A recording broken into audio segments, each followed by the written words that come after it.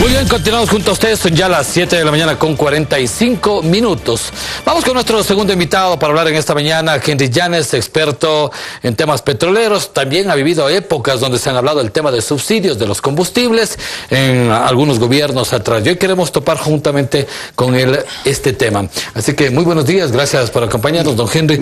Y uno de los temas importantes que se viene hablando en el país, se dice ya, que es un hecho que el tema del subsidio a los combustibles va, sobre todo en el tema de la gasolina super Ecopaís, y no se descarta a futuro también hablar de la extra y el diésel.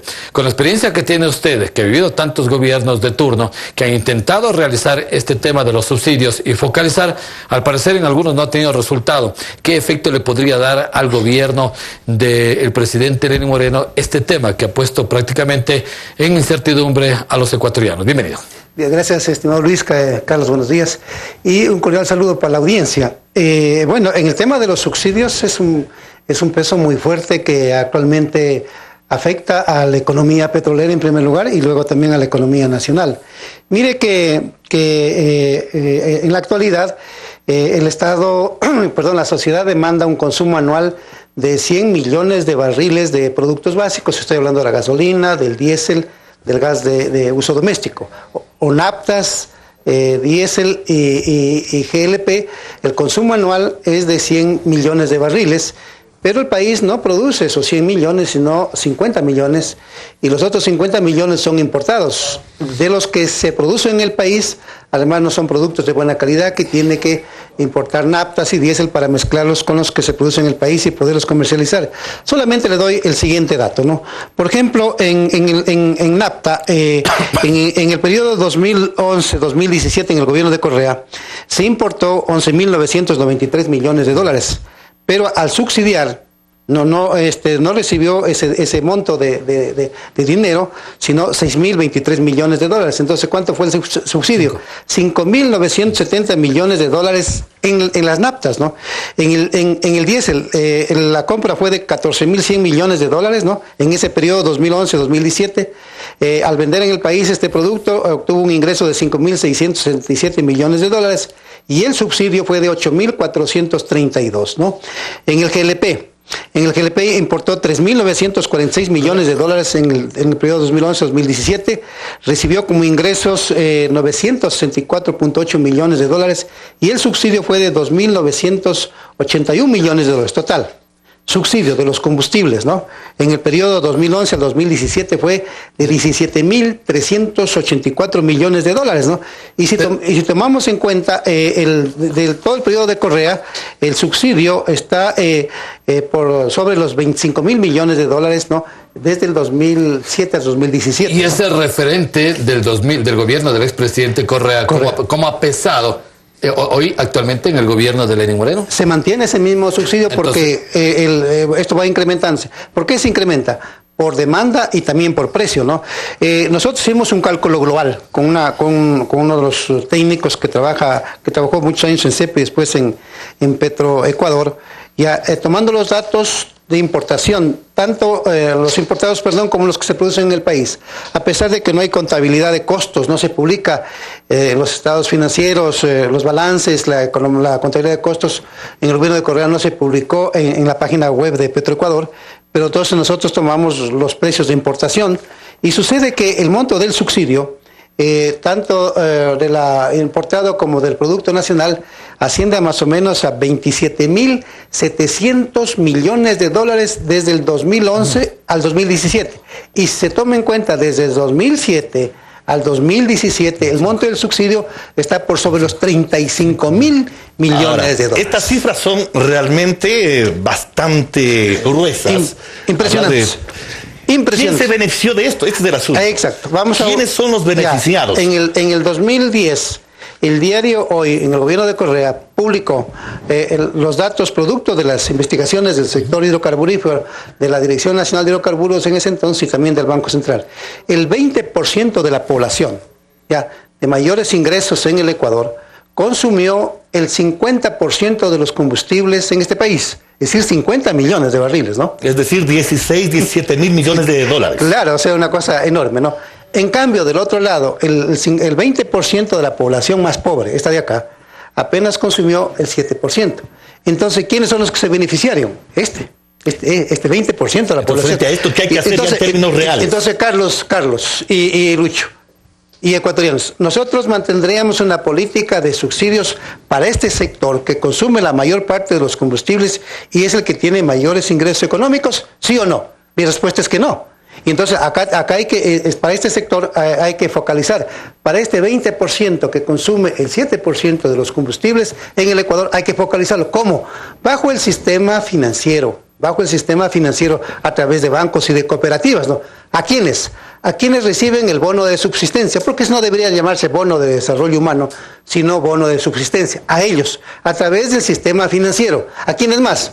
A quienes reciben un salario básico, yo estuviera en el gobierno, le daría el valor de 1,5 cilindros en el gas. Pero gente, siendo realistas, con la experiencia que tiene usted, que ha vivido, la focalización no ha sido el tema y la solución a este problema. Ha estado 2, 3 meses y después se ha ido por otro camino. Sí, lo que pasa es que en la parte técnica, metodológica, son los fallos.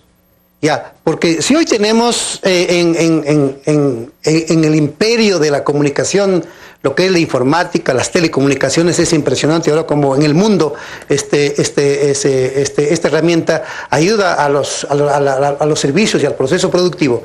Esto tiene que hacer uso el gobierno y entonces ya tiene los datos de las personas que reciben el bono de subsistencia. ¿Qué datos más tiene? La gente que recibe salario básico tanto de la empresa privada como de la empresa pública también podría hacer uso de eso para hacerles llegar directamente el beneficio económico. Ahora, Henry, los bonos también son otro tipo de subsidios.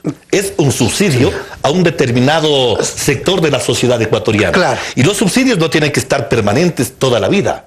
Los subsidios tienen que ir eliminándose. Eso aconseja la economía. Claro. Y aconsejan los economistas. Claro, exacto. Que hay que seguirlos eliminando. Entonces no sería permanente tampoco este tipo de ayuda. Exacto, pero ¿cuándo se los eliminaría? Cuando se desarrolle la economía, cuando se incrementa la producción, cuando se mejoran los salarios y cuando los pobres del sector marginal, de los barrios periféricos y del campo, se van insertando en la clase media. Y entonces allí hay que ir ya eliminando el subsidio porque esos sectores ya no lo requieren porque ya se incorporaron a un proceso productivo, ya son actores importantes dentro del desarrollo económico. Hasta tanto hay que mantener, pero para estos, ¿no? Entonces yo lo que estoy en desacuerdo y eso no hay que permitir porque eso es rudimentario, antitécnico, arcaico. Dice, no, hay que poner un sello al cilindro de gas. No, porque no es una locura. Ese nunca servirá porque al cilindro de gas lo tiran, lo golpean en las calles, en los vehículos, eso se va a destruir en ese mismo rato, ¿no? Otros dicen, no, entreguémosle una tarjeta, tampoco, ¿no? Otros dicen, no, a través del consumo de la luz, no. Ahora, denles a los jóvenes este trabajo, ¿no? El sistema es implementar una base de datos, ¿no? Actualizada de todos esos sectores, desempleados, subempleados, los que están recibiendo este bono, ¿no? Los que reciben hasta un salario básico, yo diría, también deberían tener algún beneficio aquellos que reciben hasta menos del valor de la canasta básica, que es menos de $630, ¿no? Claro, a ellos no se les podría dar el valor de 2 cilindros de gas, pero se les podría dar el valor de 1 cilindro, pero a los más pobres, digamos, el valor de 1,5 cilindros, porque lo que consume mensualmente una familia pobre es 1 cilindro de 15 kilos más la mitad de un segundo. Entonces, yo diría que ese es el valor que se le debería dar y ese costo es mucho menos de este tremendo subsidio que es tremendo que se mantiene en el país. El gobierno no está hablando del gas, está hablando de los combustibles de la gasolina. Sí, es que digamos en el gas, ustedes verán que... Pero no está hablando del gobierno, eso no se lo va a topar. Ya, pero el impacto en el gas... Pero no va a haber ese impacto. Sí, pero es pequeño. Mire, por ejemplo, en el año 2017, ¿sabe cuánto fue el subsidio? Ya. De 329 millones, ¿no? En el caso del gas. Ya. De la gasolina vamos ahora, justamente del tema de la gasolina. De la gasolina. Súper lo que está ya y que se ha mencionado. En el caso de la gasolina súper, apenas estaría liberando aproximadamente unos 140 millones de dólares, ¿no? Y yo no creo que, porque el mayor consumo es en la extra y es en el diésel. En el diésel es el mayor, ¿no? Entonces yo creo que a mí me parece que debería, ¿qué es lo que le estoy diciendo al gobierno? Yo le estoy enviando una carta al presidente de la República, ¿no? Y a distintos sectores. ¿Qué debería hacer? Debería ir a la metodología del diálogo político, de consensuar, ¿no? A ir al contrato social ir al pacto social del que hablaba Rousseau, del que hablaba Hobbes, del que hablaba John Locke. Entonces, ¿qué significa eso? Que los gremios del transporte, que los gremios profesionales, empresariales, ¿no?, que las organizaciones de los estudiantes de la secundaria y universitarios, el PUD, las centrales sindicales, centrarse en una mesa para lo siguiente, centrarse en mesas para lo siguiente. Primero, ¿cuánto es el costo de importación de los combustibles para el Ecuador? ¿Cuánto es el costo de los que se producen en el país? ¿Cuánto es el costo de los subsidios, ¿no? Y sucede un dato más. Alberto Acosta en el año 2011 dijo que el contrabando es de $800 millones anuales. Ya, entonces sucede Carlos, que esta política de subsidios, ¿para qué sirve? Para subsidiar a quienes no merecen y también para el contrabando. Ahora, esto dentro de lo textual, de lo escrito, suena simpático, pero hay otras realidades que plantea, por ejemplo, el sector de los trabajadores. Sí. ¿Por qué condonan al sector que tiene, a los empresarios, condonan intereses, etcétera, que suman cuantiosas cantidades, y mientras que a los pobres, a los que todo el mundo quiere defender, se lo ajusta a través de otros mecanismos? Claro. Entonces, ¿cómo entrar a estas mesas de diálogo en condiciones bastante diferentes? Y ese planteamiento es correcto, pero además ellos dicen de que para eliminar subsidios o para focalizar subsidios, que devuelvan la plata que se robaron. Y según el economista Jorge Rodríguez, en una intervención que hizo la semana pasada en el municipio de Quito ante la posición de Mesías Tatamuez como presidente de la CEDOCUD, él manifestó de que la corrupción en el gobierno de Correa le significó al país de que se lleven $35 mil millones. Entonces, ¿qué dicen los trabajadores? ¿Qué dicen los pobres?